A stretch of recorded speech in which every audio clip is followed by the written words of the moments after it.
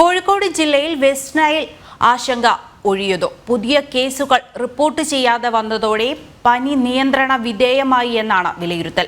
എങ്കിലും ജാഗ്രത തുടരാനാണ് ജില്ലാ ഭരണകൂടത്തിന്റെ തീരുമാനം. ജില്ലയിൽ വെസ്റ്റ് നൈൽ പനി റിപ്പോർട്ട് ചെയ്തപ്പോൾ വലിയ ആശങ്കയിലായിരുന്നു ജനങ്ങൾ.